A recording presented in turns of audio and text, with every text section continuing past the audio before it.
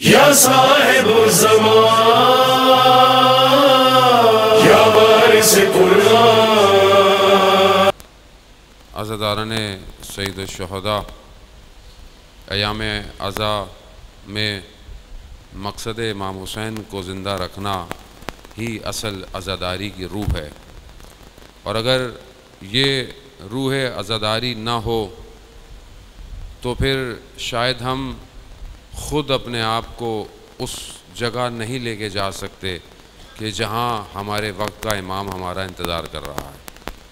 عزاداری ہے یہ اس لیے کہ ہم ان چیزوں کو آشکار کریں، واضح کریں، اور جو معاشرے کے اندر غلط چیزیں رائج ہو گئی ہیں انہیں صاف کر سکیں۔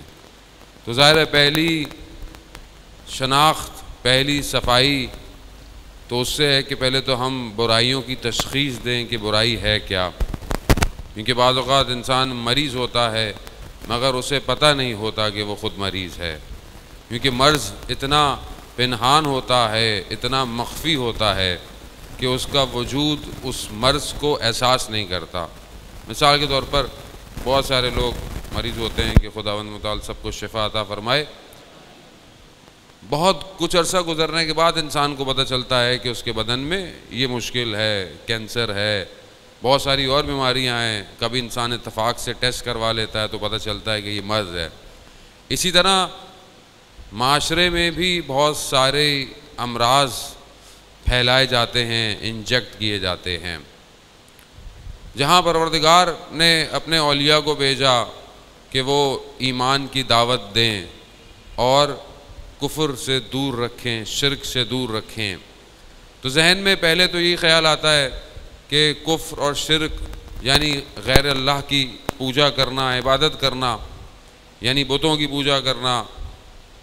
تو یہاں پر علماء بیان کرتے ہیں خوب یہ شرک ظاہر ہے کہ غیر اللہ کی انسان پرستش کرے، یہ شرک ظاہر ہے۔ خوب اسلام آیا، اس سے پہلے بھی انبیاء آئے، بتوں کی پوجا ہوتی تھی، ہٹا دیتے تھے، لیکن علماء اور ایکسٹینشن نکالتے ہیں، کہتے ہیں ایک شرک ظاہر ہے، ایک شرک خفی ہے، چھپا ہوا ہے۔ چھپا ہوا شرک کیا ہے؟ کہ انسان اپنی زندگی میں غیر اللہ کی طرف محتاج ہو، یعنی کسی اور چیز پر ڈیپینڈ کرے۔ ایسا نہیں کہ خدا کو نہیں مانتا، خدا کو مانتا ہے مگر امید آسرا کہیں اور رکھا ہوا ہے۔ یہ خفی شرک ہے، یعنی چھپا ہوا شرک ہے، اور یہ پایا جاتا ہے ہمارے اندر۔ کبھی کبھی انسان زندگی میں ہو جاتا ہے، انسان خدا کے علاوہ کسی اور چیزوں پہ امید لگائے زیادہ بیٹھا ہوتا ہے، اور خدا کا بڑا لطف ہے، کرم ہے کہ انسان جتنا دوسری چیزوں پہ تکیہ کرتا ہے خدا ان سارے آسروں کو توڑنا شروع کر دیتا ہے۔ کیوں؟ تاکہ انسان کو اس دروازے تک لے آئے کہ دیکھو میرے سوا کوئی اور آسرا نہیں ہے۔ خوب اصل یہی ہے۔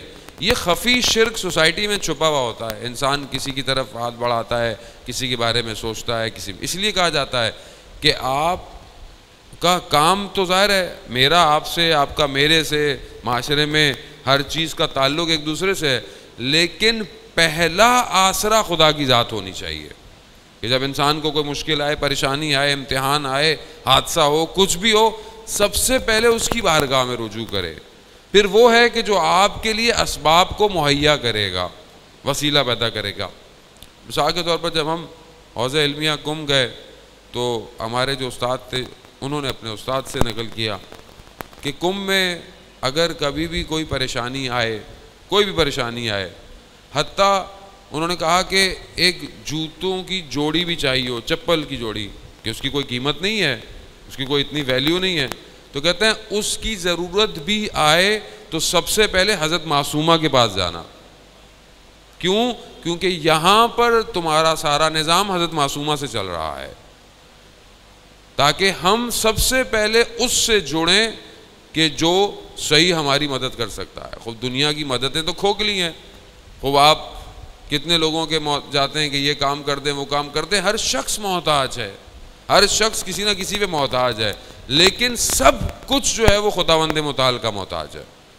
وہ آج ہماری زبان کی صلاحیت کو لے لے، بول نہیں سکتا آدمی، دیکھنے کی بینائی ختم ہو جائے، سننے کی سماعتیں ختم ہو جائیں، سوچنے کی فکر کرنے کی صلاحیت ختم ہو جائے، انسان دن میں 60,000 سے زیادہ خیالات کو اپنے اندر گھماتا ہے۔ اب اگر ایک بھی انسان کے اندر آ جائے، انسان یادداشت بھول جاتا ہے، ذرا سا حادثہ ہو، موٹر سائیکل سے گر جائے، سر پہ چوٹ لگے، بندہ پہچاننا بھول جاتا ہے۔ انسان اتنا ضعیف ہے، اور اس ضعف پر وہ دنیا میں اتنا چوڑا ہو کر چل رہا ہے کہ جیسے اس نے کبھی دنیا میں جانا ہی نہیں ہے، اتنا متکبر بنا ہوا ہے کہ جیسے اس کا کچھ ہو ہی نہیں سکتا۔ عزیزان محترم، اسی لیے اس چھپے ہوئے شرک کو دور کرنا ہے۔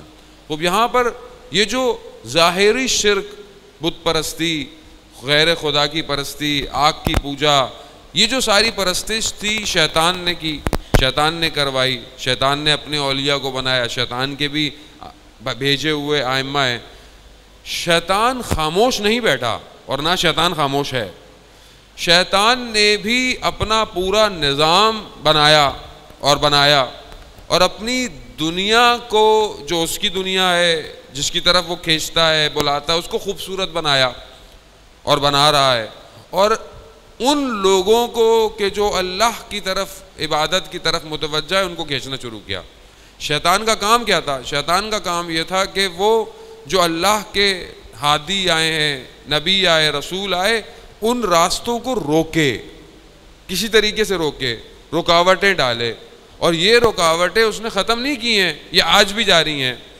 میں نے کل آپ کی خدمت میں عرض کیا کہ پروردگار کلمہ لا الہ الا اللہ کو شجرہ طیبہ سے مثال دیتا ہے کہ یہ شجرہ طیبہ ہے، اس کا ایک جڑ ہے، اس کا ایک ریشہ ہے، اس کا ایک اساس ہے، اس کی شاخیں ہیں، یہ عرش و سما پر ہے، اس کے پتے ہیں، ہر چیز ہے۔ اسی طرح جو ہے وہ قرآن جو ہے اس کفر اور شرک کو شجرہ خبیثہ، شجرہ ملونہ سے جو ہے وہ اس کی مثال دیتا ہے، اور یہ اپنے کاموں میں جاری ہے، یہ اپنے شاخ اور برگوں کو پھیلانا چاہتا ہے، یا یوں کہیں کہ یہ ہمیں اپنا شاخ اور اپنی شاخوں میں، اپنے پتوں میں، اپنے پھلوں میں لانا چاہتا ہے۔ وہ چاہتا ہے کہ اس کا یہ درخت مضبوط ہو، تناور درخت بن جائے، اور وہ آج دنیا میں یہی کر رہا ہے۔ آج دنیا کو دیکھیں، اس نے دنیا کو کتنا خوبصورت بنایا ہوا ہے۔ دنیا دیکھنے میں کیسی ہے؟ مولا کائنات حضرت علی ابن ابی طالب علیہ الصلوۃ والسلام، اللہم صلی علی محمد وعلی۔